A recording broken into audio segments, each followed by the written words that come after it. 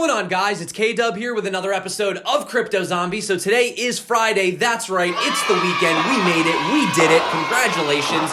What an amazing week that we've had so far. Having a look at what is going on right now, we are seeing some green in the altcoins today. Now, if we move over to CoinMarketCap, they're calling Bitcoin over $5,000 at $5,025. Bitcoin dominance 50.3%, and the overall market cap has gone up $2 billion just since I woke up this morning. So, having a look at what is going on, we do have the biggest gainers today being Maximine Coin, Repo, Pundiex, Project Pi, Bitcoin Diamond, Omisego, Bitcoin Gold, and Baidu, all doing quite well on the front page. Now, another project that I've been talking about, you guys know I'm a fan of Aergo. I'll admit it. And yeah, they've been doing quite well. Now they're at number 251. They're up almost 21% today. And yeah, I mean, I'm definitely seeing this thing going up to $1. I mean, it might have a little bit of a pullback, as you can see. Actually, it kind of did have a pullback right there, and it went up ever since. But the volume is increasing, so we will have to keep our eyes on Aergo. But also the other news as well is they are having their mainnet. Now, we do know sometimes with these mainnets, you find it's almost like a buy the rumor, sell the news type of thing.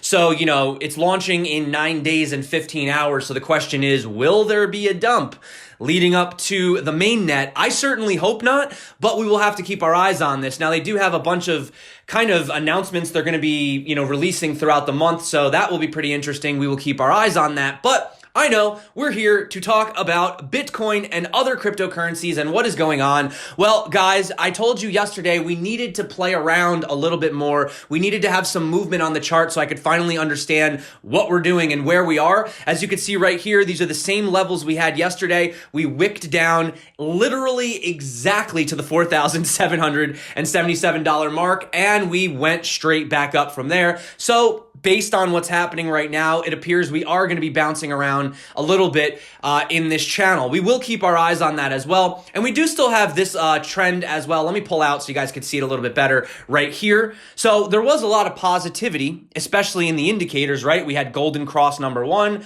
golden cross number 2, and we still have this upward sort of support. So, as time goes by, hopefully we maintain that. And we do have the 200 weekly holding around $3,438. Now, hopefully we don't go that low, but it is possible. However, guys, I want to talk about this. So we are officially above the 200-day moving average. Now, this is a pretty important indicator. We're going to get into it a little bit later in the video, but I just want to point out that if we scroll back in time, the last time that you really see Bitcoin above this indicator is during bull runs, or obviously during the initial sell-off of the initial run-up. But as you can see right here, ever since pretty much back in March of 2018, we have been stuck underneath this 200-day average. And if I go back even farther, you could see as long as we're under it, it seems like we're doing quite well, right? So yeah, I mean, even back here in 2013, here we are above it again, and we go into that bull market phase. So I just wanted to point that out. That is a very, very, very important indicator to keep your eyes on, because Fundstrat, okay, I know it's Amelie Fundstrat, right? But I did talk about the tweet the other day, and they were talking about the 200-day average, but I didn't really go into it enough, so I wanted to bring it up again today because they talk about this, and they've been pretty much analyzing this for quite some time, and they say that based on Bitcoin's trading history, a move above the 200-day for Bitcoin is meaningful statistically. So when Bitcoin is above the 200-day, its win ratio is 80% compared to a mere 36% when it is below its 200-day. So forward returns average 193% compared to a measly 10% when below its 200, right? Hence, being above the 200-day is a big deal. So here's the real kicker right here. When Fundstrat released its report on Tuesday, Bitcoin's 200-day was set at $4,620, which means that a 193% rally would lift the price to about, and I'm not making this up, guys, $13,500 per Bitcoin, okay? A number that we have not seen since January 15th of 2018. Now, I'm not trying to get everybody super excited. I'm not saying we're going to $13,500 tomorrow, but I just want you to keep in mind the fact that we are now finally above this again is definitely really important to keep your eyes on. I also wanted to point out something else. Now, this is from Josh Rager. This is not a brand new tweet. In fact, this is from February, but I wanted to revisit this, okay? He says this could be the last time the general population can afford to buy an entire Bitcoin. After 2021, Bitcoin could move to a market price where most will only buy fractions. Global income per household is debatable. Regardless, Bitcoin speculative value could be out of reach for most. So I want to ask you now, do you own at least one Bitcoin?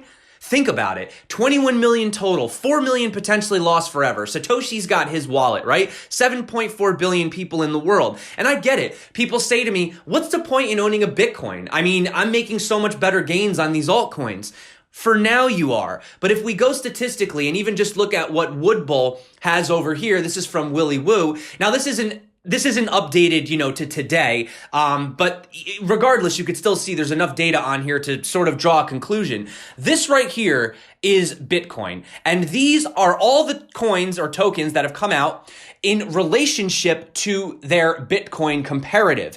Not dollar comparative, Bitcoin comparative. So you could see that almost all of them fall below staying in line with Bitcoin. In other words, most altcoins long-term do not outpace Bitcoin, which is why personally, not financial advice, but you should try to hedge a portion of your portfolio in Bitcoin. And I would definitely try to own at least one. I mean, I really would, especially when you're seeing these crazy calls for, $1 million Bitcoin, right? And getting back to what Josh Rager had said, he says Bitcoin accumulation patterns. So it took Bitcoin 216 days for accumulation from bottom to spring in 2015. If this were accumulation, this week's $1,000 candle would be the exact middle of 216 accumulation days and would end on July 19th of this year. Now, he does say pure speculation, but it's fun to compare. So if you have a look right here, you can see that this would put us directly in the middle. Obviously, just the saying, past performance doesn't indicate future results,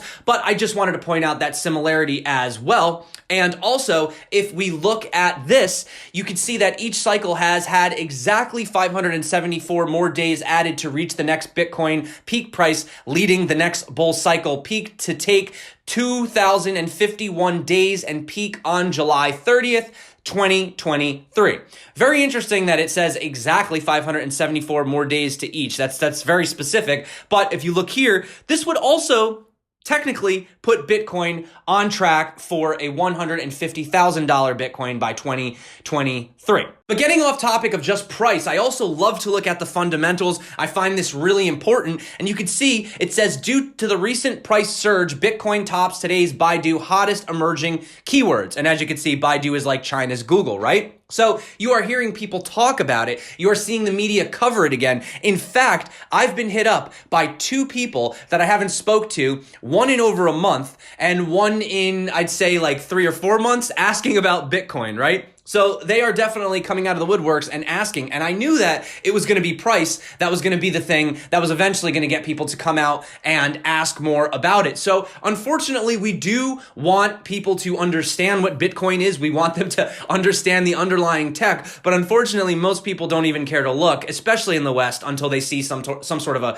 price increase, right? Now, speaking about the massive price increase that we did see, you saw that BitPay COO Sunny Singh thinks that the interest in Bitcoin is growing to a point where a major bull run can be driven by just Chinese buyers alone. And this is even considering all the bad news that comes out of China, right? He says a lot of times these price spikes happen in America, but now that it occurred when the market closed, one can easily say that it shows how the Asian market is becoming. Right? He says Bitcoin trades 24/7 around the world, and that has become evident. I don't know what made the market move, but my analysts had told me that once Bitcoin breaks the $4,300 mark, it will zoom on the price charts. And clearly it has zoomed. I mean, even just showing some interest, for example, somebody posted this on Reddit. So this is a clip from Travelers, Season 3, Episode 2. So I'll just play this for you real quick.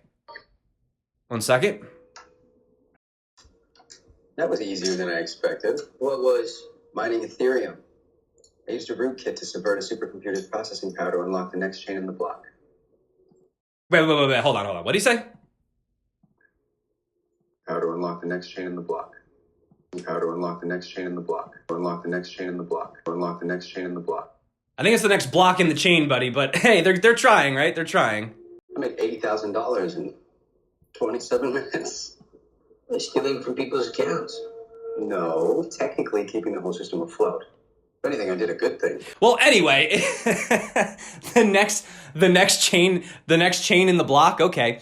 Yeah, so there you go. We are seeing some TV shows mentioning Bitcoin as well. Also, a recently published study by Datalight concluded that during the bearish streak of 2018, where several cryptos lost more than 90% of their market cap, the number of transactions actually still increased, which is showing that there's not necessarily a correlation between the price of Bitcoin and its acceptance or popularity among traders, right? So the study indicated that Bitcoin surpassed Visa. We were actually talking about something like this yesterday in the average amount of transactions. However, Datalight decided to compare the results with other payment service providers such as MasterCard and PayPal, and they said that the results were surprising. So you can see right here, in 2018, an average Bitcoin transaction volume was 450 times higher than Visa's average, while the total of 3.4 trillion transferred with Bitcoin in 2018 is 5.8 times higher than such of PayPal. I know, wash trading, I know. But guys, we're going to keep talking about this anyway. So there's some charts right here you can see.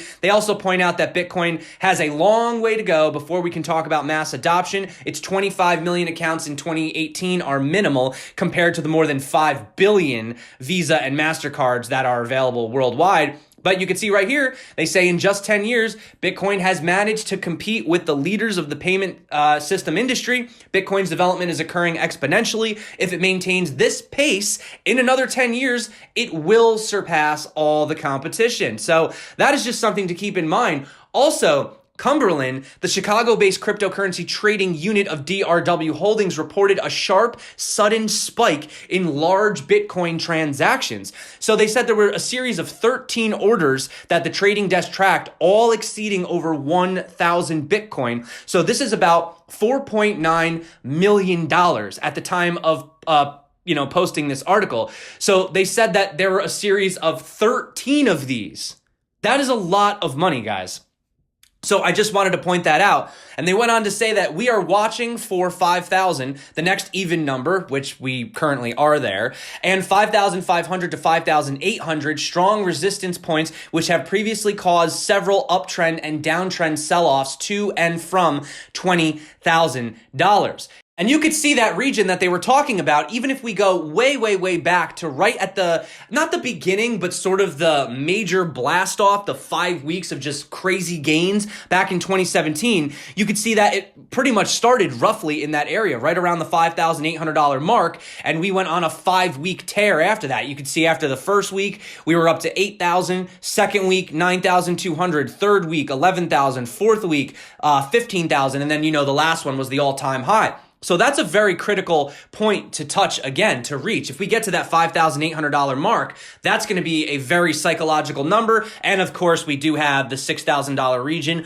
where we just went sideways for months and months on end, right? So I just wanted to bring that up. And, speaking of the very short amount of time that the maximum amount of prices are made, you could see that Bitcoin puts in its biggest gains in the shortest amount of time. So basically, when you're talking about this hodl mentality, you could see that the majority of the gains are made within this almost 10-day period. So if we go back here, I guess I would say the majority of the gains would be made somewhere in this period. This is 14 days from here to all-time high is only 14 days. So you can see that 10 days out of the year are the days that you want to really be in the markets, right? So it is a game of accumulation, and it's just a matter of, dollar cost averaging if that's your strategy. But I wouldn't worry about, is Bitcoin going to moon tomorrow? But the thing is when it does moon, it's probably going to happen very, very quickly. Okay? So just statistically, that's something to keep in mind, right? Now, moving on to some other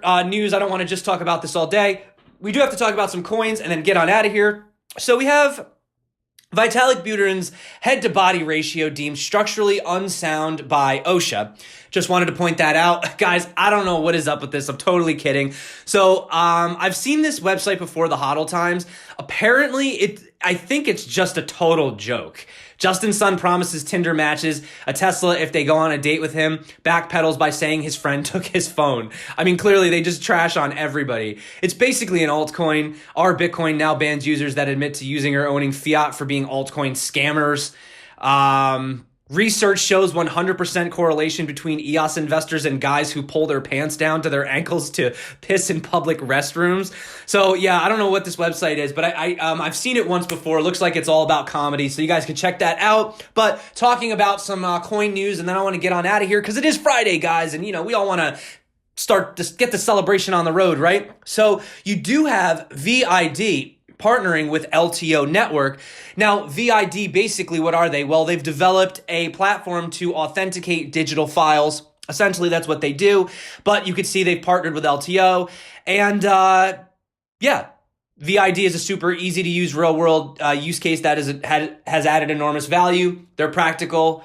And especially beautiful UI is a relief in a space that unfortunately is often tied to vague promises and proof of concepts. And that's Rick Smith, CEO of LTO Network. If you guys didn't check it out, I did do an interview with LTO a while ago. If you guys wanted to check that out, see what that's all about. Also, another project that you guys know I'm a huge fan of, Quant Network. Obviously, I love interoperability. You guys know that. Workflows I like as well. But yeah, so it says, introducing Quant Atlas, our solution to enable interoperable banking through cross-border open banking. Also, we had the ANATBA news the other day, which was pretty good. So you can see right here, consumer open banking, third-party provider, bank, ASPSP.